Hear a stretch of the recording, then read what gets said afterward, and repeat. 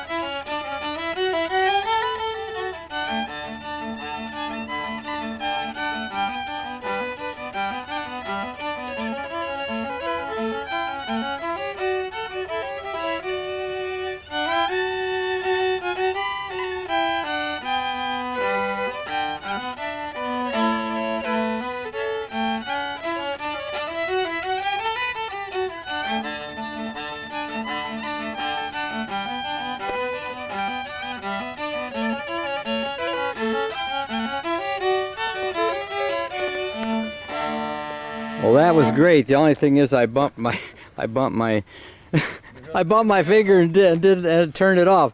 Do it again, huh? Really good. Well, it's a little hard. Gosh. You may want to try. That's all right. Okay. Green one might work the best there. Yeah, I'm fine. I just want to stay right here. You want to stay right there. Okay, we can handle that one too. yeah. That's the easy option. Where in the heck is this picture? I can't find the dang picture. Oh, how did it get? What happened? Is that where it was? Focus too far. Move it a little farther away. No, I mean move it a little away from me here. Well, anyway, I Yeah. about this picture 55 years ago. And, Yeah. So I wanted a picture 55 years later to the day. So I got Don to come down there and he took a whole bunch of pictures of me, with my whiskers and everything, you know, on the 8th of June. Oh, crap.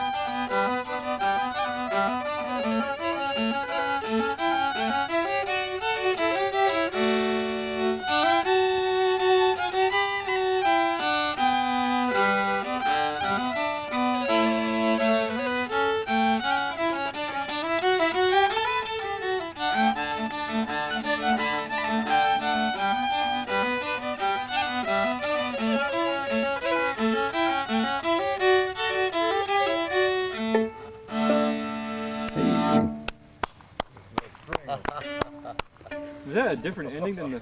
It's all in the tape. Okay. How'd you guys get started with Gordon? What happened? Tuning. We play Chinese music too. Oh, man. That one's called tuning. Well, anyway, I was going home. I got another D string at home, but I'm not going home before we play at the Fiddler's Inn. Well, I've got a D string around somewhere. A used one? Oh, probably a new one. Yeah. Oh, I'll Maybe a new one. trade you then. I'll trade you. I got a brand new one at home. Okay, yeah. Well, we played this tune. That's where We we played started it on the at boat over at Holden. Holden Village. That's where I learned that tune. Lady of the Lake. Yeah, Lady of the Lake. Now we're going up on Lady of the Lake #2. Yeah, a new one. Yeah, well, they call it Lady 2 or something. Lady too. Well, I hope she's a lady too. Yep. Well, A little bit of history.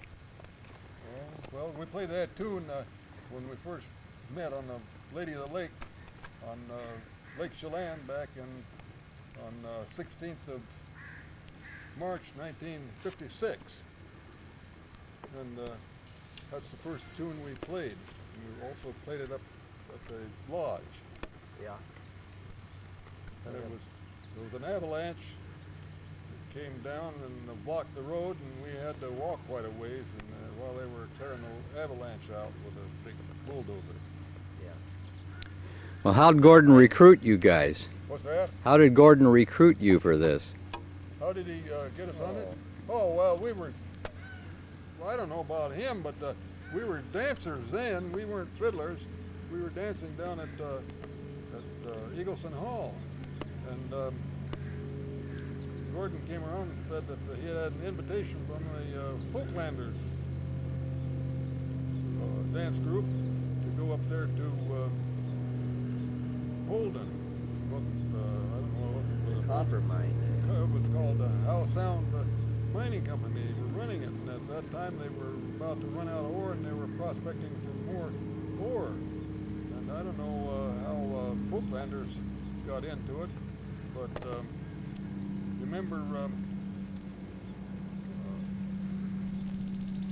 what's his name? Morgan? Oh, yeah, Morgan. He was Ted in Morgan. Ted Morgan at the university. Running the cyclotron at the university. He was a Folklander dancer, and anyway, he didn't. I don't know. Did he get radiated or something? Well, I don't know. Anyway, he didn't live much after that. He died very young. Must have been dead for 35 years now. Yeah, he was extremely active. He was a International folk dancing Yeah. and Scandinavian Yeah. music. He was really into it. Yeah. Another tune. And this was one of his. Well, what do you got? No, not that one. God, that string is awful.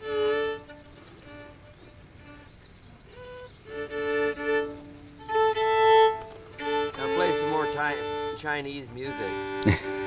Repeat on that tuning. Gordon liked puns too.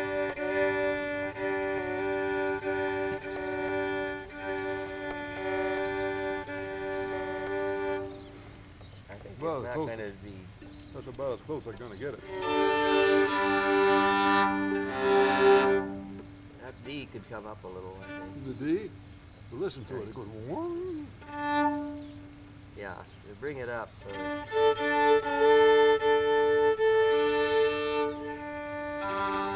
That's as close as I can get it in the fifth.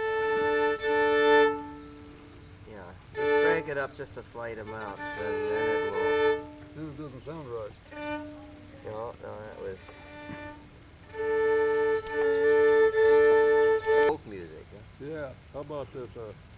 Phil Bruden. I forget how it went. How'd it go? Oh, you got to pause on that. Start again.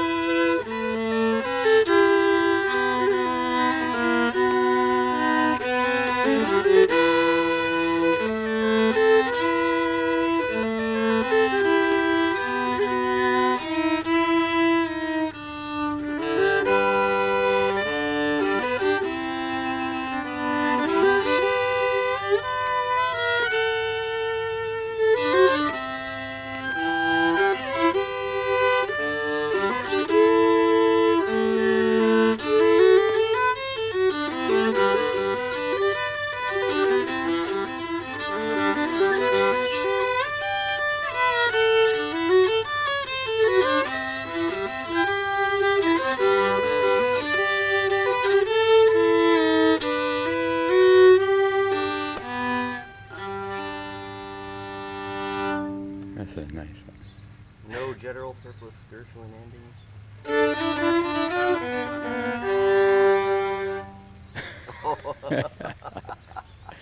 Turn it off now. At the University of Washington, and it was all male veterans on the GI Bill down there, and so I was looking through the University Daily, and they had a campus calendar, and I saw something in there that I thought, oh gee whiz, here's something I could do, and maybe I'll even meet a girl. And so it was Marlis Swenson had a little folk dance club, and Who was this? Had this? Marlis Swenson, now in Marlis Waller. Uh-huh. He got married. Promenaders. The Promenaders had a little folk dance club, and at 3 o'clock on, what was it, Wednesdays, they had a mixer dance for new people that didn't know anything about dancing. And Promenaders met at 2. They were all the pros, and so I went up to this thing, and it was a lot of fun. And Marlis was doing a mixture of Scandinavian and Some pretty girls, international, and there's pretty girls up there, completely different from the double E department. And, so I would every week I looked forward to going up there to that Wednesday mixer, and so we were learning a bunch of stuff, and finally I thought I was doing pretty good, and so they had a trial period for the dance for trying out for the Promenaders, and so everybody had a number, and all the Promenaders had these little notepads and were writing down notes on you, and so I did some dancing there, and they finally, at the end, they announced the people that would be accepted for Promenaders, and I didn't make it. And I finally found out, oh, well, you two-stepped the waltz. And so anyway, I continued with them. That's not like you. And then there was this guy came in, and he had just been over in Sweden and studying, and it was Gordon Tracy. I didn't know him, and so First time you ever saw him. and so he was dancing with some Promenader people, and later on I found out that they were holding some sessions up in what was it, Denny Hall? And so then they had an accident, and Glenn Baker apparently put his foot through the floor doing a stamp. Denny Hall was not in That was built in too good 1980. shape, and Glenn was he was a pretty husky built fellow, and he was able to do a very loud stamp. Well, he did a loud stamp all right, and they got moved out into a mini annex, a little elongated temporary building, which is over near Meany Hall. And so I went over there one time, and we danced there for a while, and then finally they had a letter, a little note on the door, Scandia Club, spelled with at that time with a C, was moved over to Eagleson Hall. So I went over to Eagleson Hall, and it would remain there for a long, long time. And Gordon was teaching, and he had a lot of real neat music, and particularly the Gunnar Hahn music. He had a bunch of 78 records, and I can still remember Clock Valse from Glava as being a particularly nice piece. Can you play it? I couldn't think of it right now. Maybe I can think of it later. But he had, Gunnar Hahn had a very nice little sort of chamber music. It was just like chamber music. It was beautifully done.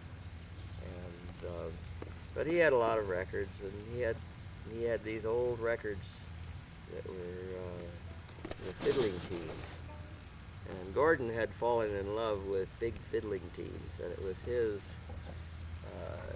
his lifelong ambition to have maybe 100 fiddlers, all playing gonglots and other music from Sweden, particularly from the Dalarna area, Lakesand and so on. And he had made friends with Knis Kali when he was over there one time. He and a friend, before Gordon had learned to speak Swedish, had been going to the university out there. And so they were out walking around in Stockholm, and there was a sign on a utility pole which showed some fiddlers and said Spelmansstämma up in Lakesand, Dalarna. And so he asked his friend, imagine Gordon asking about a Swedish word, but he asked his friend, what does a Spelmansstämma? He says, oh, well, that's a bunch of old geezers scratching around on fiddles. He said, you might like it, but I wouldn't be caught dead there. You might like it. I'm sure you might like it. Yeah. But, so Gordon said, well, maybe I will. And so he took a bus or something and a train and went up to Lakeside. And was it, maybe it was Rectory. I thought it was at Lakeside. And he said there was something like 100 fiddlers came marching out onto to this big park. Greensward. Yeah, right. And they were playing. And Gordon was just so impressed that he went straight to the head. Yeah. And that was Knis Kali Aronson. And he asked all about it. You see, he was really interested. And so from that time on, he and Kali were best friends, bosom buddies. He was so interested, and Kali was so interested in keeping this tradition of country fiddling going that Gordon got all the word from Kali. It was good. And now we've got fiddlers all over the place. 100 fiddlers. Something like 100 fiddlers. Yeah, he finally got his wish when he had about 100 fiddlers came out to the Midsummer Fest at Paulsbo, and they were all marching in, fiddlers after fiddlers after fiddlers, and formed a big circle around the platform there where they were directing the Midsummer pole raising. And so he finally got his wish. 100 musicians. Also at the 40th anniversary of the beginning of live music at Scandia, there were quite a few fiddlers on the stage that David Lamb directed. Yeah. Okay. Well, I had been taking classical lessons since I was about 6 or something like that, and I didn't realize it at the time when I was over in Bellevue. During the war, we lived in Bellevue. $15 a month rent for a house, waterfront house on Maidenbower Bay. Yeah. And Fiddlin John was there, but I didn't know him because he was, 10 years difference is quite a bit.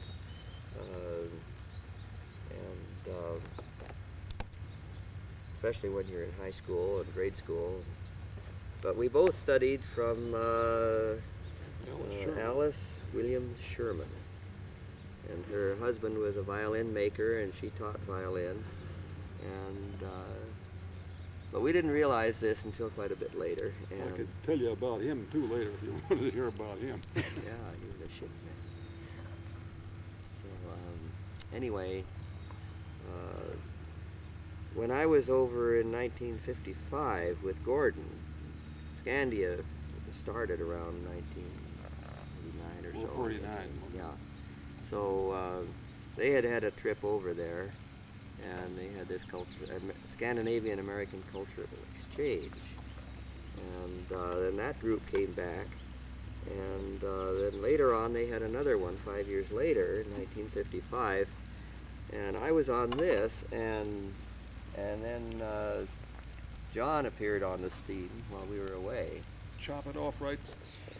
Okay, well, anyway, I had been playing classical music and everything, and while I was at the university, I had pretty much put the fiddle in the closet and I wasn't playing with youth symphony anymore. But I was very interested in the dancing, and so Gordon talked me into coming over on one of his trips over to Sweden or the Scandinavian countries. And I got together some money and I bought an Ampex tape recorder because this idea of collecting some of this good music appealed to him. And Gordon wanted to do that as a project. So we were traveling all over the place in the Scandinavian countries. Finally ended up down in the European continent and bought mopeds. 4 of us bought mopeds, and we traveled around and had this Ampex tape recorder on the back of my moped, and a 28-pound tape recorder, and collected a lot of stuff down there too. And so that trip lasted for 4 months. And in the meantime, Fiddlin John had come down to Scandia Club. Looked in on that, thought it might be kind of fun. Fiddlin John had been exposed to some Scandinavian dancing because he lived right across the East Channel in Lake Washington from the Fortuna Park, where they had a dance hall. And to get in there free, he swam across the lake, the East Channel, to get over to the park. And that way he got in free, because the admission was charged at the entrance to the park, which was off the road on Mercer Island. So he'd swim over there and he'd see them dancing. He didn't dance at the time. So later on he had looked in at Scandia Club, and so it looked like a lot of fun to him, so he took lessons and so on. I mean, but Gordon and I were over in Europe at that time. That was 1955. And I guess we were both closet musicians, you might say. Our instruments were in the closet. And, well, anyway, here comes John. He can tell you a little bit more about Fortuna Park. Yeah, I was always interested in plants and trees, and I took a course over at the UW in the forestry department. I believe it was the forestry department. And there was a guy there that used to be the head ranger at Paradise, Mount Rainier, that was teaching this course called Crabs and Crags. It was all about tide pools and forestry and glaciers and stuff like that, geology, and his name was F.W. Brockman. And Art, he could tell you all about what was his daughter-in-law's name? Daughter-in-law. Yeah. Brockman. Brockman. You mean, no, Bill Brockman? Bill, yeah, I don't know. That was his son. Bill? Bill Brockman was his son. Oh. And what's the fiddle player's name? Mary Jane Brockman. Mary Jane. Oh yes. Yeah, that would have been his wife. His daughter-in-law. Bill. Okay. F.W. Brockman's daughter-in-law. Yeah. Anyway, Bill. he was teaching in the forestry department, and I was always interested in plants and trees, and so I took this course, and I met a gal in there that told me about Scandia, and I was looking for a little excitement in my life, and so I went down there, and there I was. That was when Art and Gordon were in Europe. My second time, was it, Art? No, that was the That was in the 1955 fall of trip. 1955. Fall of That was 1955. my first trip. And there was some guy there by the name of Walt and Mary Curtis. Yeah. Were teaching the class, and so and after about a month or so, then Art and Gordon showed up, and Gordon took over the class, and from then on, Gordon was teaching the class, and about early March, in 1956, he told about this trip over to Holden, and what was it, the Folklanders? Is that what they called it? Folklanders. Told him about it, and they wanted him to come along, and so I went along. Well, he said that if anybody can play an instrument, to bring it along. So I brought my fiddle, and Art brought his viola, and so there we are. That was the beginning of the Gordon had his guitar, and that was the beginning of the trio. But we didn't call it a trio in those days because we were all there was. There weren't any other fiddlers, and it was about 20 years later we started calling it the trio because there were a lot of other fiddlers showed up. What are we going to play? Ha ha! Oh, oh! Hey!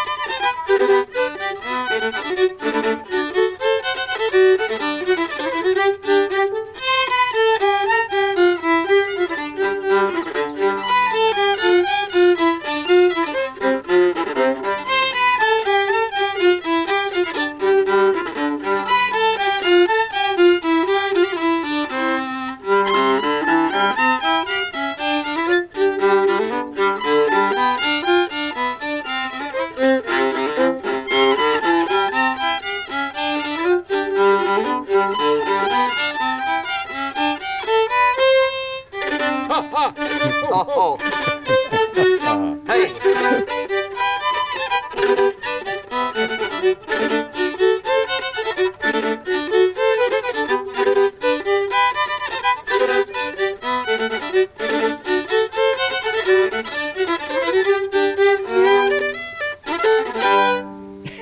Hey! Yeah, that's one of the early ones. Just right.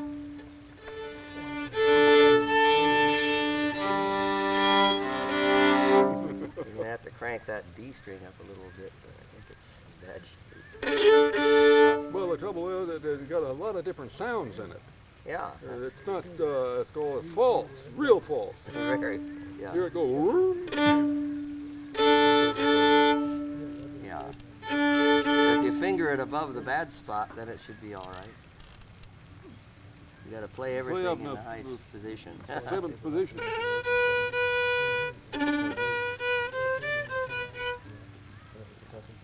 Well, what else have we Well, what would played you from like way to know back? now? I wish Anything I else? could think of. What do you got to say?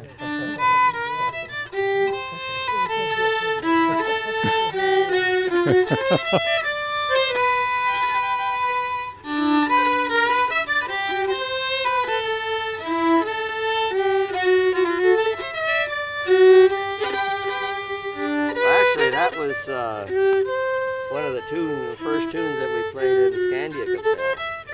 Remember when Dolores Marshall was our Yeah, what was that? director? Well, when was that? That was after the 55 trip. Oh, so- yeah, I remember about Doris Marshall. We were... Dolores Marshall. Dolores, yeah, she was, they were, Gordon was trying to get together a musical group, and Dolores was a very talented trumpet player. She played the trumpet in the Seattle Symphony Orchestra, and there used to be, years ago, there was a bunch of girls called Phil Spatelni's Yeah. orchestra, just women, girls. I'm not sure whether she played in that or there was a different group called the Hormel Girls, the Hormel Packing Company sponsored them. And she came on, well, first of all, there was another gal, I think JP was going with us. Oh, the piano player. No, I don't think it was a piano player, but it was anyway some gal, and Dolores and this gal were. She taught at the school down in Burien, and she was.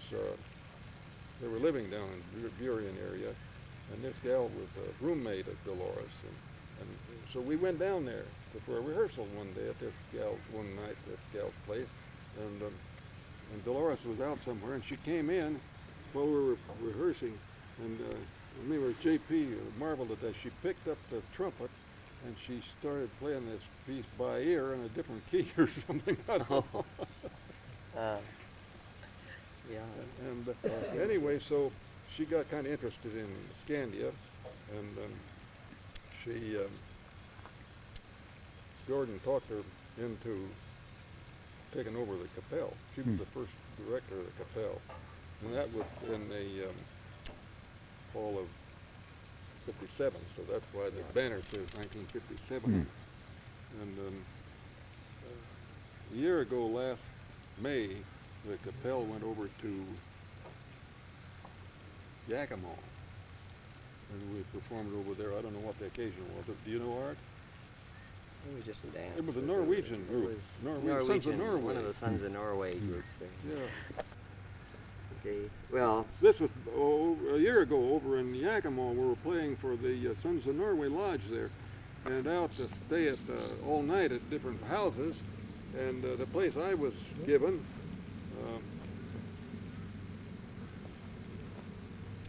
I remember the gal's name was Shirley, and his name was Dick, like Shirley and Dick Armstrong, but it wasn't Armstrong, but Shirley and Dick. And she said that she grew up in Aberdeen, and I figured, well, she was probably about the same age as Dolores Marshall.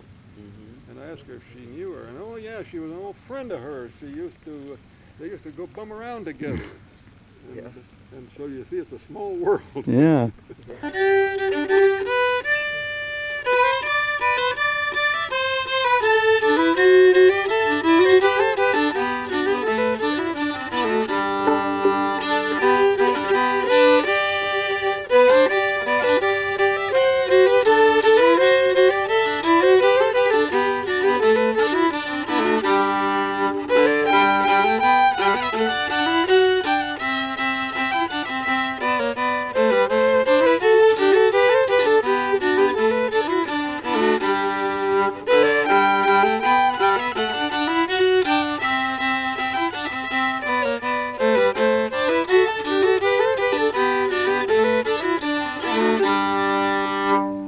Aha. yeah, apple bowl going.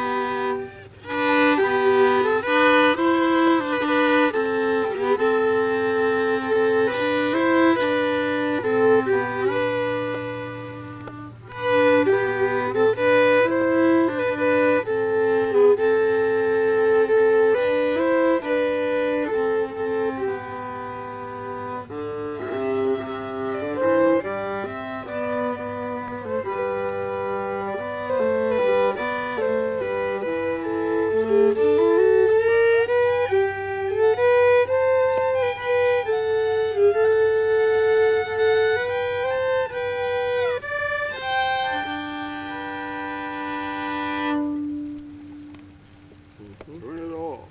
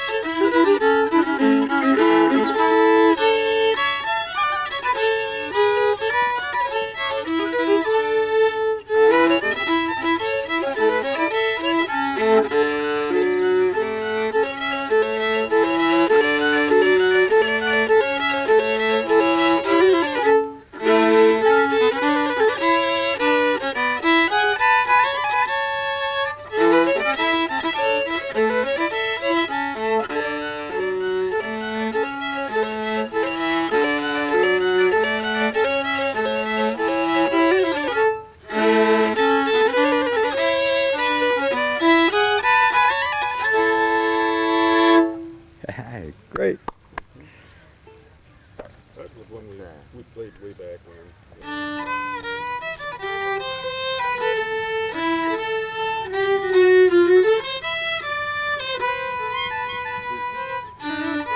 Don't turn it off.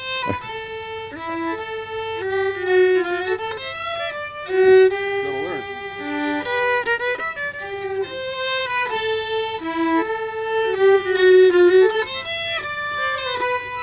Wait, wait.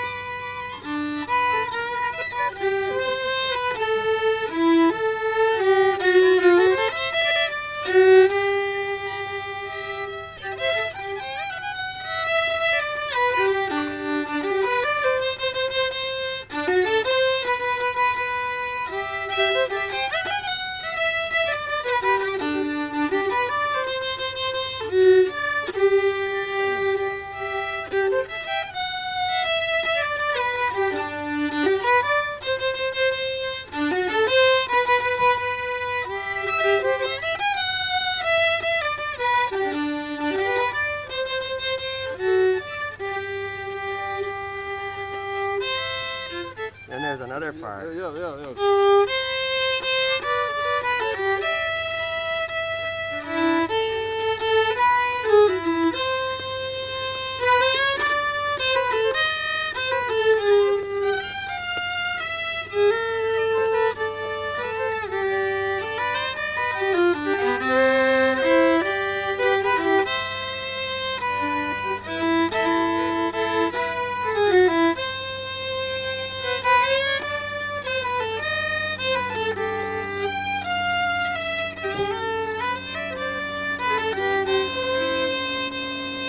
That was one of those ones that I'd have to was in Capel. cycle that a little bit to get it on. You don't want it on there, or do you have some? Well, it was kind of on there, but everybody understands that you were working on it. Well, Dad, Yeah. also tell them about this string, too. Yeah. Your G string's busted? No It's excuses. No unraveling. excuses. It's a wound gut string with aluminum winding, and it's played on so long that it's wearing out and it's unraveling. Oh, okay. Yeah. So every time we had a gig, he put a new number on the music so that you had these A's and B's and C's and circles and numbers and 41 and 58. number 58 or something like that. And you can always find the old music because across the top of the music is all these numbers and letters. And so usually in various colors like blue and red and black and then from Mrs. Sherman, who John studied with, and then I was still in Youth Symphony. They decided they wanted a viola player, and my fingers were suitable for viola, so I changed over. I sold my violin down there at Hopper Kelly and bought a viola down there. That's where I bought my mother bought my first fiddle, I think. Yeah. Upper Kelly. And then I At a took fiddle sale. lessons from a violist. I think of his name. But,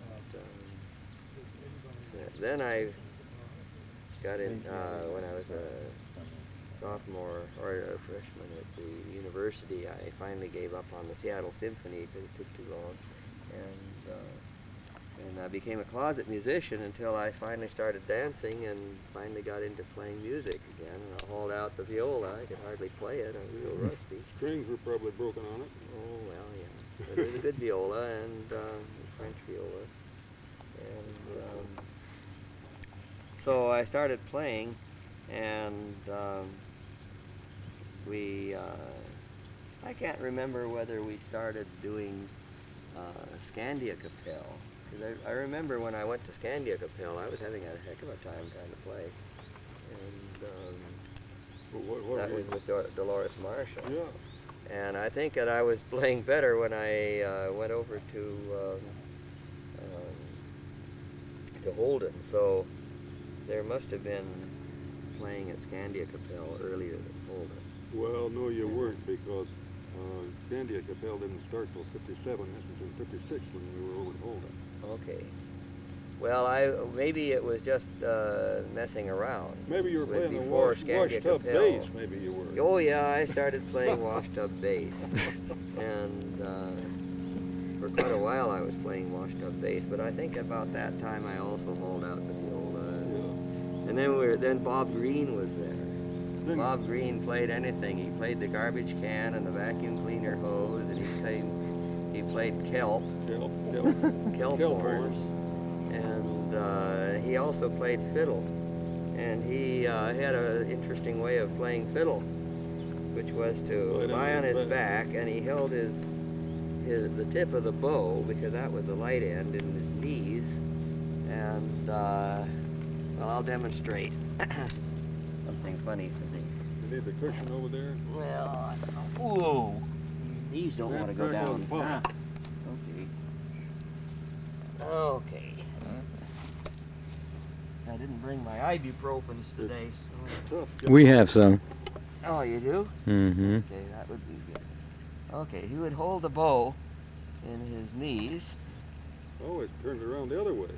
No, it was this way because you need the frog here to give weight. Yeah, true.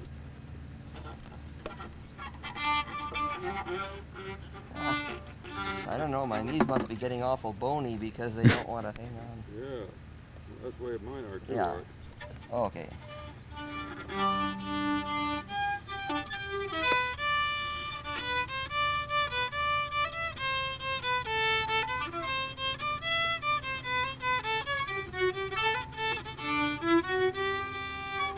And that's known as fiddling the bow. That Bob sounded pretty Green good for the way you were playing it, Art. Huh? That sounded real good for the way you were Oh, playing. yeah. When did they have the Perrine? Linda Perrine's Oh, that was picnics? in 1950, summer 56. 56. Okay, Yeah, right right. after our trip. Yeah, shortly after our trip. And I came back, and I was doing recording. I wasn't playing on that trip. See? So No, wait a minute, Art, wait a minute. the 55 trip. Yeah, you were back, and yeah, sure, it was in 56. Yeah, we came back and we were all worked up about Scandinavian music, and we've been recording and stuff like that. So Gordon, of course, all wanted to have live music and in Scandia. So then we got together, got a Capel, and started playing here and there. And we always would take along an instrument. We'd have things like those bicycle trips over on Orcas Island. Over to and Bowman's over- Bay, and we went over to Sydney. You were on that trip, weren't you, Arthur? Or no, that was in the summer of '58. There was a bicycle And trip. we bicycled down to Elk Lake and stayed there all one night, and then we went on to Victoria, and I don't know who it was, but somebody slept in the Beacon Park down there. It's not supposed to sleep in there, but they looked around and crawled in under the bushes when it started to get dark. And stayed there all night. Yeah. Well, that was a different trip from the one I was on. Was that the one where Lee Helser had over at Moran Park?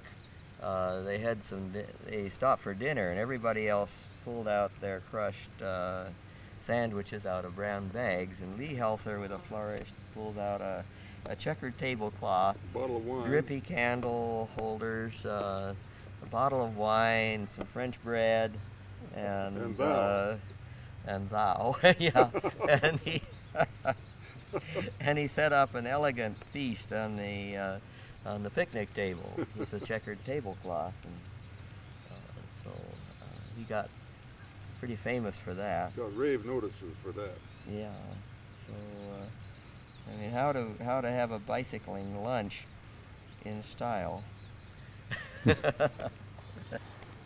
Those are some pretty good trips. Yeah. Those were the days. Yeah, and we had trips. Paul Mathieson rented or chartered a sailboat that would carry 25 people, and that was when the name Phil Boyd Studge appeared on the sign-up sheet, who is right here if you can swing around to him. Yours very photogenic, he is. Too. Who did that? All I can say, Arthur, is you have quite a memory. Yeah. Well, I remember seeing that thing, and I thought that was a mighty funny name. Some Bill people Boyd collect Studge. funny, there's an art to it, I can't think of the name, but people collect funny names. You know, like Otis Q. Driftwood, the Trammer W. Splown. That one just happened to come up. When was it? I'm trying to figure out were you there on the bicycle trips? I was on one bicycle trip up to, No, I don't mean the boat trips. I was on a boat trip up to Camp Orkila, that was in 1958. Yeah, that's in the That later was right days. after they closed the part of the camp on Labor Day weekend. You're right, yes. That was the one that we went up on a motorboat with Yeah, it was a Lyle good and, size yacht. And yeah, we you went guys- up the outside passage. We went back through the Deception Pass, I think, but we went up on the outside. Yeah. And the next year we went up on that too, but I think, I'm not sure, but no, wait a minute, they let us off in front of the Camp Orkila, but it was rough weather and windy, and so we had to get on it again over at East Sound. Bruton it is.